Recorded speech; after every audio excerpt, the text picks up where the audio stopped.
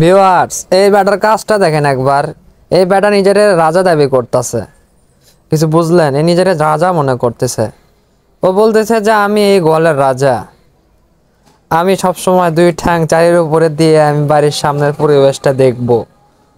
আহা, কি আজব একটা চিন্তাধারা ওর মনের, তাই না? দেখেন না, দেখতে কিন্তু মাশাআল্লাহ অনেক সুন্দর হয়েছে, এটা কিন্তু মানতে হবে। গরুটার চেহারা, এটা সেই গরু যে গরুর পুরো শরীর জুড়ে ল্যাম্পি স্কিন হয়েছিল একটা সময়।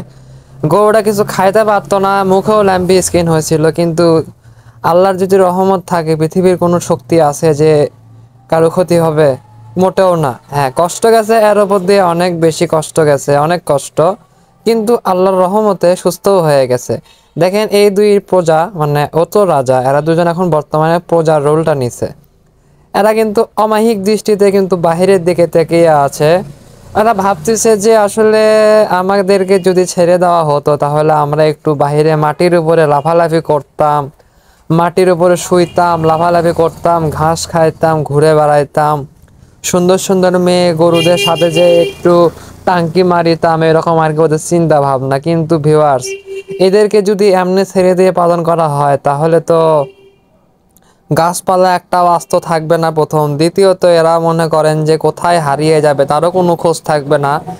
আর জায়গা জমি যে কম হওয়ার কারণে এদেরকে বেঁধেই পালন করতে হয়। যদি এক হয় থাকতো অনেক জায়গা, অনেক বড় জায়গা, অনেক বড় একটা উঠান, সেই উঠানে শুধু আপনারই অধিকার আছে, আপনি যা ইচ্ছে তাই করেন। আপনি মনে করেন উঠানের সামনে শুয়ে মনে করেন গোড় বাড়তে বাড়তে যে লাস্টে যে আবার উঠলেন, তারা কারো কোনো সমস্যা নাই। এমনটা যদি হতো তাহলে কোনো প্যারা ছিল না, কিন্তু ঘটনা হচ্ছে তা তো আর হওয়ার কথা নয়। কারণ এই বাড়িতে তো মনে করেন যে চারটা ভাগ আছে, তো চার ভাগের মধ্যে এখন এক ভাগ আমার। তা আমি সেই ভাগের মধ্যে নিজে যতটুকু এক সামর্থ্য ছিল আমি গোয়ালটা নির্মাণ করে এদেরকে আমি রাখছি। তারপরেও যারা খুব একটা কষ্টে থাকে তা কিন্তু নয় ভিউয়ার্স। এদেরকে আমি চেষ্টা করি দুবেলা ভালো মতো খাবারটা দেওয়ার, এবং একবেলা মনে করেন যে নাস্তা হিসেবে খড়টা দেওয়ার চেষ্টা করি। এভাবেই চলতেছে আমার গরুর সেক্টর। এই সেক্টরে মোটামুটি অনেক মজা আছে ভিউয়ার্স। মজাটা এমনে আসে না, অমনেই আসে। এদেরকে যদি আপনি ভরপেট খাওয়াতে পারেন তবে আপনি সফল, যদি ভরপেট না খাওয়াতে পারেন তাহলে আপনি ব্যর্থ। ব্যর্থ হওয়ার গল্পটা কিন্তু বলা সবাই বলে না, আমি বলবো আজকে এই মুহূর্ত। আমি মনে করেন যে বর্তমানে নিজেকে একজন ব্যর্থ গরুর খামারি হিসেবে দাবি করব। এর মূল কারণটা হচ্ছে আমি আমার সমস্ত পুঁজিটা গোয়াল এবং গরুর মধ্যে ইনভেস্ট করে ফেলছি, যার কারণে এখন আমার হাত একদম শূন্য। আমি চাইলেও পারতেছি না এদের জন্য একটা ভালো ব্যবস্থাপনা করতে। যেমন ধরে নেন, এদের মাজাটা দেখেন, একবার লক্ষ্য করেন, একদম মনে করেন যে ভেজা। উপরে একটা যদি ফ্যান দিতে পারতাম বা দুইটা যদি ফ্যান লাগাতে পারতাম তাহলে কিন্তু ভেজা মাথাটা থাকতো না, শুকিয়ে যাইতো। তারপরে দ্বিতীয়ত যে সমস্যায় মাথাতে কার্পেট দেওয়া লাগে আর কি, কার্পেট দিলে কি হয়, গরুগুলা ওঠানামা করে, ওঠা বসা করে শান্তি পায়। তো এখন সেই শান্তিটা ওরা পাচ্ছে না ভিউয়ার্স।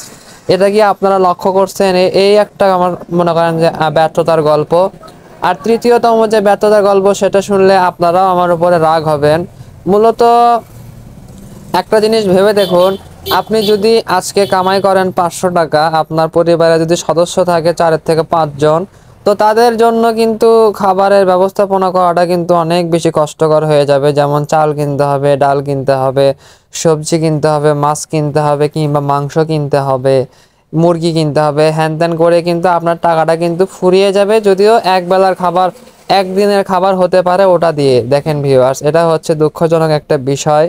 এখন আমার যে আমার ইনকাম সোর্স হচ্ছে একটা দোকান, মুদির দোকান। তো আহামরি যে বেচা বিক্রি হয় তাও কিন্তু নয় ভিউয়ার্স। এই দোকান থেকে মোটামুটি একটা মানে বেচা কেনা হয়। অল্প কিছু পুঁজি নিয়ে ব্যবসা শুরু করছি মুদির দোকানের।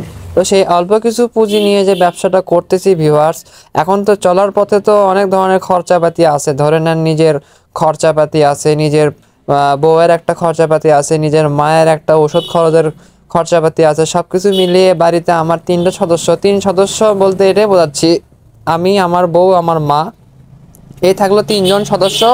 তার পাশাপাশি আবার এই যে 3টা গরু সদস্য হিসাবে আছে, মোটে আছি আমরা 6 জন। এই 6 জন সদস্য মিলিয়ে আমার একটা পরিবার।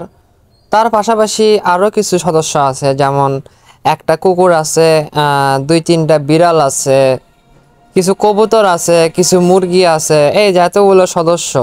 তো এতগুলো সদস্যের যে খাবারের যে একটা খরচ আসে দাঁড়ায়, এটা কিন্তু এই সামান্য একটা ছোট্ট একটা মুদির দোকান থেকেই কিন্তু আমার বহন করতে হয়, যেটা আমার পক্ষে আসলে অনেক কষ্টদায়ক একটা বিষয়, তাই না ভিউয়ার্স?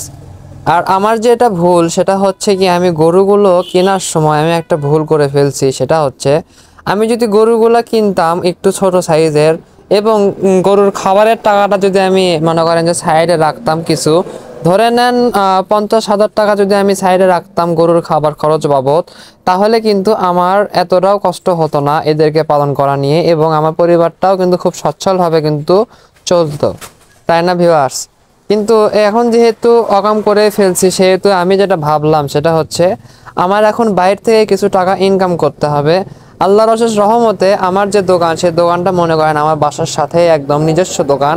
তাই ভাবলাম যে দোকান যেহেতু আমার মোটামুটি রানিং আছে, আহামরি বেচাকেনা হয় তাও না, আবার যা হয় সেটা আলহামদুলিল্লাহ অনেক ভালো।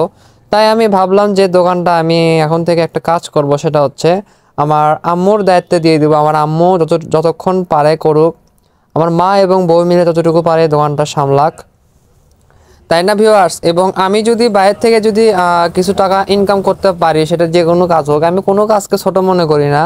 যে কোনো একটা নিচু কোনো শ্রেণী একটা কাজ আমি বেছে নিব, নিয়ে আমি সেই কাজটাই আমি করব। করে যদি আমি অন্তত পক্ষে এই গরুগুলোর যদি খাবারের খরচের টাকাটা যদি আমি বের করতে পারি ভিউয়ার্স, তাহলে হয়তো আর কোনো টেনশন নেই। আর এই গরুগুলোকে কিন্তু কষ্ট মষ্ট করে এই শীত শীত পার করা অবধি পালন করতে হবে, অর্থাৎ আরও 3টা মাস এই গরুগুলোর পিছনে আমার শ্রম দিতে হবে, অর্থাৎ খরচ করতে হবে।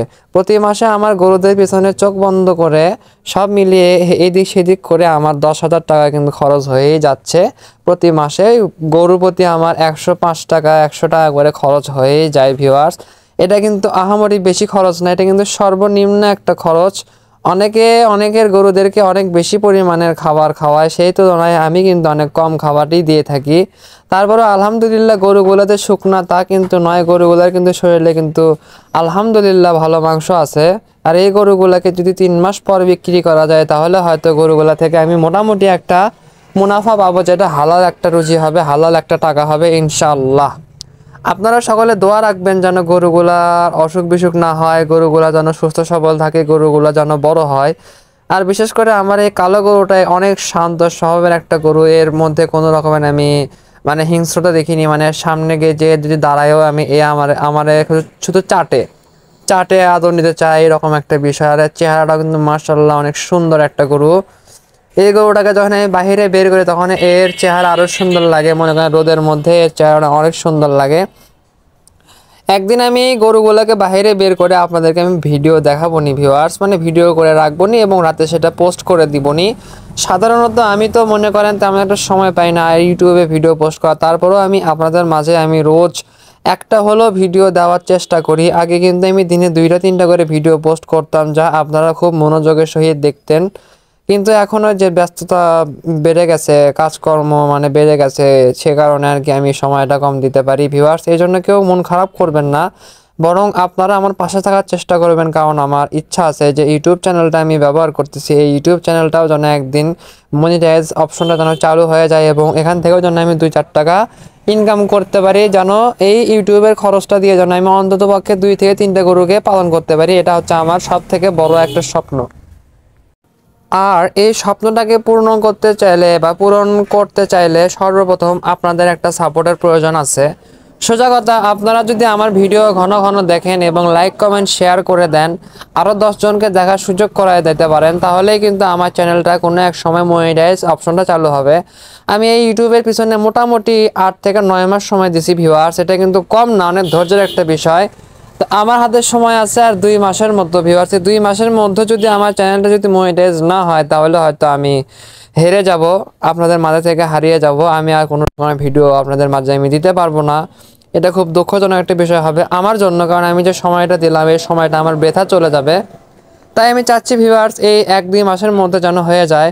মূলত আমার ইউটিউব চ্যানেলের সাবস্ক্রাইব কিন্তু 1000+ হয়ে গেছে, ওয়াচ টাইম 3000 ঘন্টার মতন হয়েছে। শুধু প্রয়োজন আছে হলো আর 6 ঘন্টার মানে 600 ঘন্টার খুব বেশি প্রয়োজন, মানে 4000 ঘন্টা লাগে একটা চ্যানেল মনিটাইজ অপশন চালু হতে, তার মধ্যে এটা হয়নি। আচ্ছা ভিউয়ার্স থাকেন, আমি চলে গেলাম, আল্লাহ হাফেজ।